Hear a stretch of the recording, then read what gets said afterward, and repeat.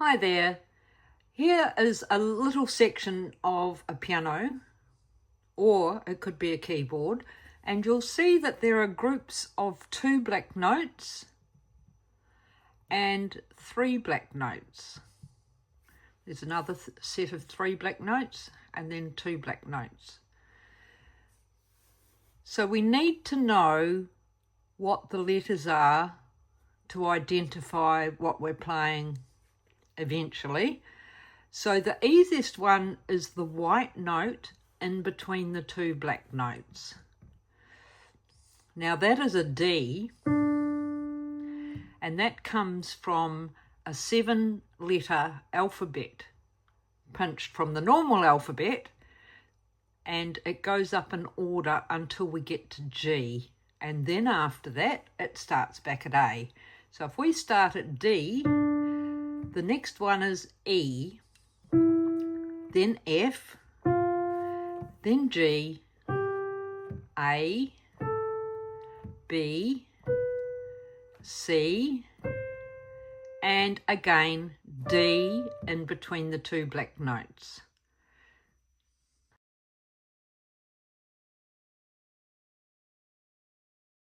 Now, if we want to go down further to the left from the doggy D and the kennel, the letter before D is C. Then we've got B and then A.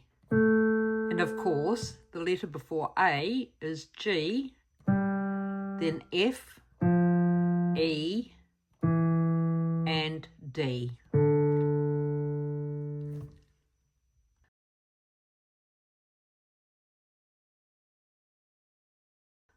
Now we're going to try and play a 5-note scale starting on C. In this case it's middle C. It's not in the middle of the keyboard, but it's near the center of the keyboard.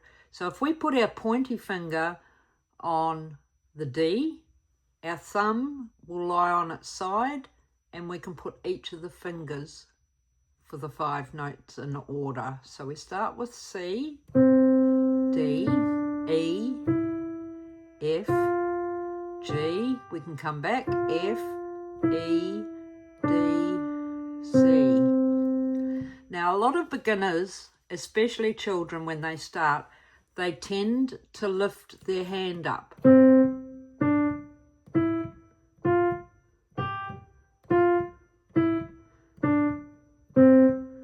So I try to encourage any student to connect between the 2 notes. Don't over-connect like this.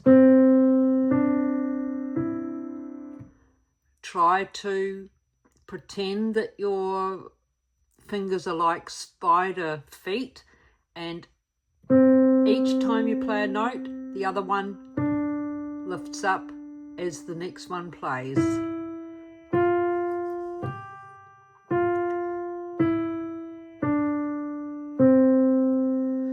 The other point to make is that your fingers should be well up on the white keys, not on the edges, otherwise you drop your wrist. So you should be level, the wrist should be level, not up or sunk.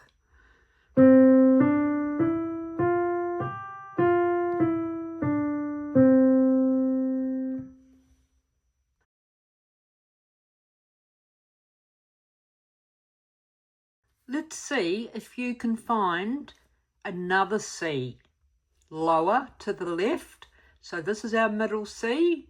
So we've got to be near the 2 black notes or next to doggy D. So if we go, there's the doggy D. So there's the C. So that's the first C down from middle C. If we want to look for the C above middle C, the next C, we've got to go up.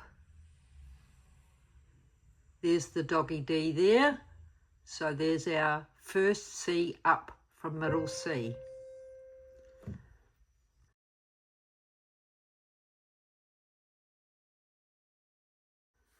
Once you have your right hand organised with your 5-note scale, going to have the left hand play, starting on the middle C next to the doggy D, and we're going to descend. So we're going to go C, B, A, G, F, G, A, B, C. When you should practice with each hand separately, and then you can try and join them both hands together. So thumbs are sharing middle C, then the second fingers, third fingers, fourth, fifth fingers, fourth, third, second, thumbs.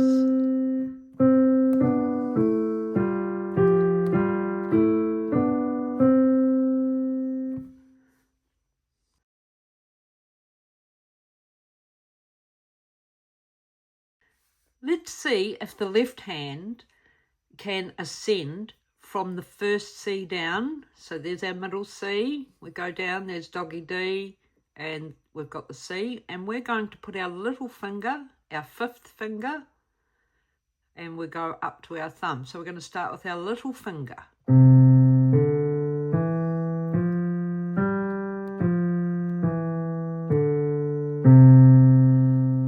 So we're ascending, and then we're descending. So we're going to try the right hand playing at the same time as the left. So you're going to start with the C's, D, E, F, G.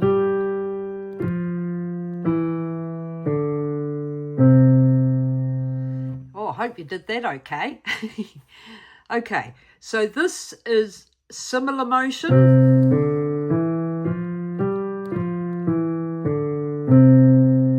The hands are going up and descending together, whereas the one starting on middle C is contrary motion because it's going in opposite directions.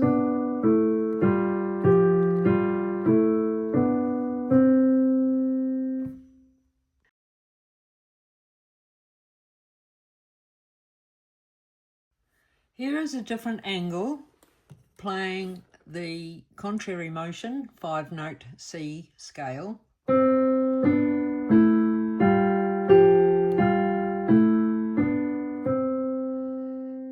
And similar motion.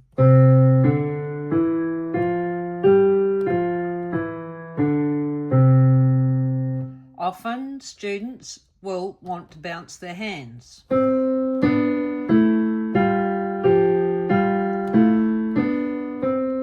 Which is a definite no. Try to imagine you've got a coin on your hand, on the back of your hand, so that you let the fingers do the walking and talking.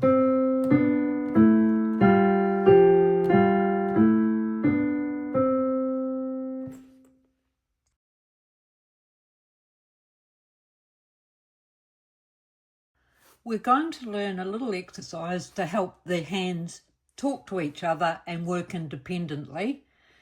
So first we're going to learn the left hand part. So where our middle C is, we've got to go down to our next C. There it is there, next to doggy D. And we're going to play 3 different notes. We're going to play the C, we're going to play the E and the G, not in that order. So we're going to play the 5th finger, C, G, then E, G. So we've got 5, 1, 3, 1, 5, 1, 3, 1, 5, 1, 3, 1, 5, 1, 3, 1. Now, you need to practice that heaps and heaps and heaps and heaps so that you can do it without thinking. A target would be to do 8 times in a row and maybe then later on do 16 times in a row without an error. Now, we're going to try and add the right hand 5-note C major scale while we're playing the left hand. So basically every time the little finger plays, the right hand will play one of the notes from each of the 5-note scale. So both play together on the first one, and the thumb must hold down until the second finger's ready to play, which will be when the little finger's going to play again.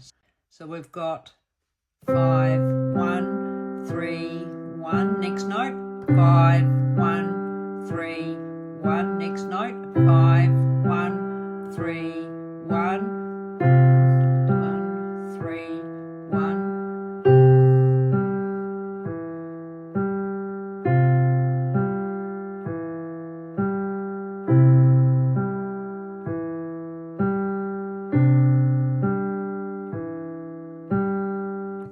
You'll see that I finished on the second finger on the doggy D, because this is the first stage of 3 and there's 2 more sections to come where we start again with the little finger and the thumb and do a different pattern.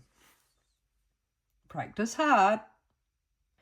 Okay, so I do have sheet music for this, but we don't know how to read our notes yet, so we're going to just go by rote for the time being.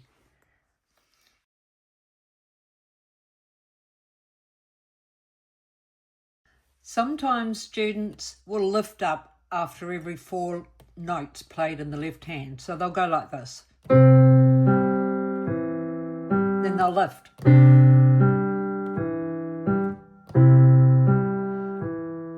Etc. So what we want to do is keep the right hand connected and the left hand connected between each of the notes that are being played.